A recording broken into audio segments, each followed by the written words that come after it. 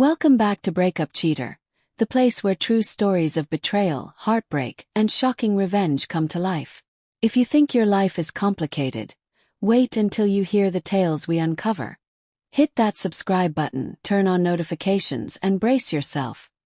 Because tonight, the truth is darker than fiction. I remember the day she left me like it was yesterday. The sky was gray, as though it sensed the storm inside me. I had been scrimping and saving for months, trying to make ends meet after my promotion at the warehouse was denied. I'd been proud of my work, believing that my steady, honest efforts were enough to build a future for us. But for her, apparently, it was never enough. She walked into the apartment, her designer heels clicking against the worn wooden floor, her perfectly manicured nails clutching a letter. I had never seen such cold resolve in her eyes. "Jason, I can't do this anymore," she said, her voice steady, like she had rehearsed this line 1,000 times. "I can't be married to someone who can't give me the life I deserve." Froze. "Wait, what are you saying?" My heart was already pounding against my ribs, but I forced my voice to stay calm. "Are you leaving me?" She nodded, looking almost relieved. "Yes, sorry. I need someone who can give me security. Someone who can give me the world." I remember feeling as though the air had been ripped out of me. I wanted to shout, to beg her to stay, but even as the words hovered on my lips, I knew it wouldn't matter. She had made up her mind. Weeks later, the truth came out in the cruelest, most humiliating way. I found out she had been seeing someone else for months. A man with a flashy car, a high-paying job, and all the things she said she needed. She hadn't even tried to hide it. Mutual friends told me she had been laughing about our pathetic little apartment, and how she was so ready for a real life now. I was crushed. The woman I loved, the woman I had trusted, had chosen money over me. And yet, a small, stubborn part of me refused to accept defeat. Months passed. I worked harder, pushing myself beyond exhaustion. I moved into a new apartment in a better part of town, upgraded my wardrobe, and even started a small side business doing handyman work on the side.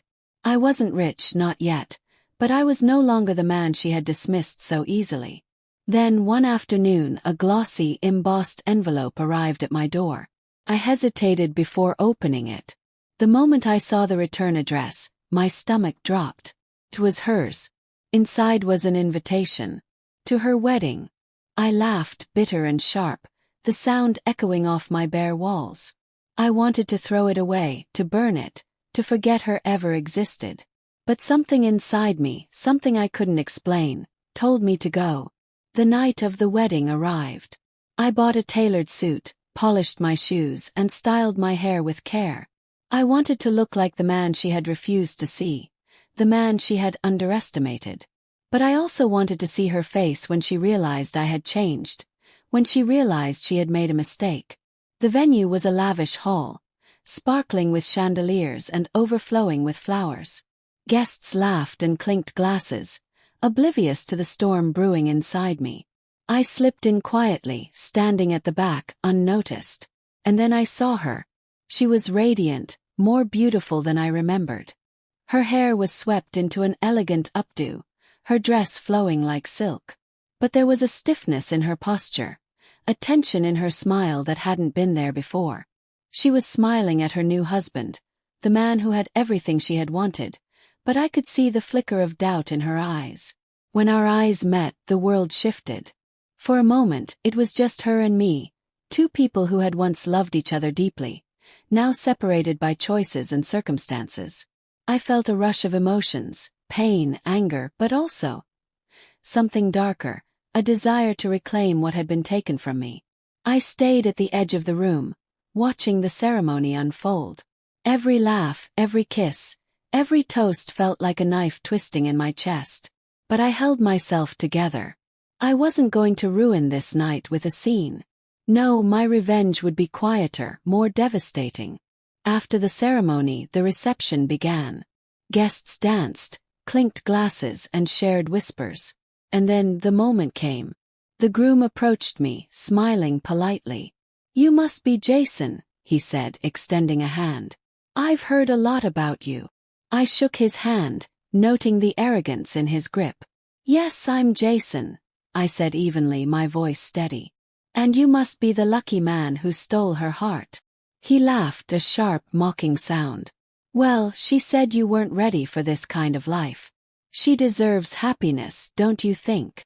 I smiled, but it wasn't a friendly smile. "Happiness," I echoed. "Funny. That's exactly what I came here to deliver tonight." I excused myself and walked to the microphone stand. All music stopped as eyes turned to me. Whispers rippled through the crowd. Cleared my throat. "I know I'm not supposed to speak," I began, my voice calm but carrying an edge that made everyone lean in. "But I think some truths need to be said." Her smile faltered.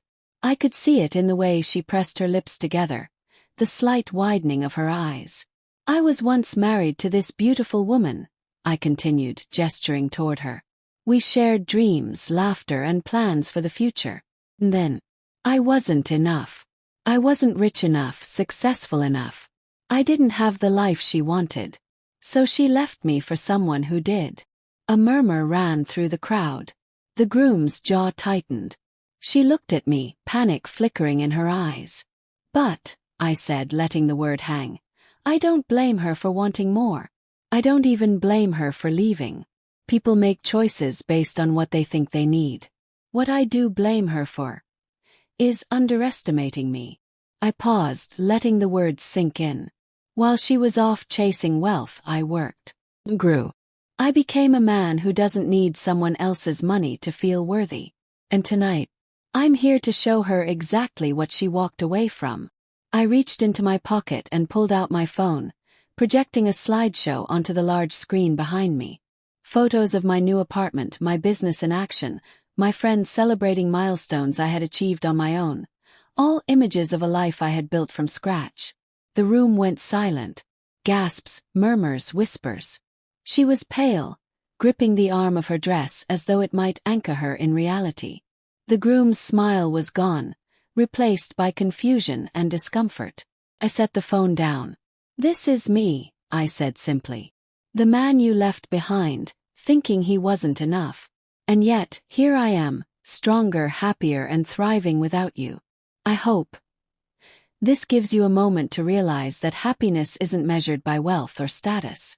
It's measured by courage, by resilience, by the ability to rise after being crushed. Something I wish you had understood before you decided to leave." I turned and walked away from the microphone. Heads were turning, whispers growing louder. She didn't try to stop me, didn't call my name. She just stood there, frozen, staring at me with a mix of shock, regret, and something else I didn't recognize. A shadow of loss. I left the reception quietly, slipping out into the night. The cool air hit my face, and for the first time in months I felt free. Free from her judgment, her expectations, and her betrayal. I didn't need to see her again. I didn't need her validation. I had my own life now, built from pain and perseverance. Days later, I heard through mutual friends that she had barely spoken for the rest of her wedding night. The groom was confused and frustrated, wondering why she seemed distant, preoccupied. I felt a strange satisfaction, not from hurting her, but from finally claiming my power. I had turned heartbreak into strength, betrayal into a lesson in self-worth. Sometimes I think about her, not with longing, but with a quiet understanding. She made her choice and I made mine. She chose a life of comfort and status. I chose a life of authenticity and resilience. And in the end, I had won in the only way that mattered. I had reclaimed myself. Because revenge isn't about ruining someone else's life. It's about rising from the ashes of betrayal and proving, first and foremost, to yourself that you are enough. And tonight, as I sit in my apartment overlooking the city lights, I realize I am more than enough. I'm free. The past is gone. The pain remains a memory, sharpened into clarity. And the woman who left me, she will never forget the man she underestimated. Not because I made her pay, but because I didn't need her to pay. I had already won. Thanks for watching Breakup Cheater. If this story left you shocked, betrayed, or speechless, Give it a like and share your thoughts in the comments. We love hearing your reactions. Don't forget to subscribe and hit the bell, because the next story will be even darker, even more twisted, and you won't want to miss it. Until next time, stay alert, because you never know what secrets are lurking in the shadows.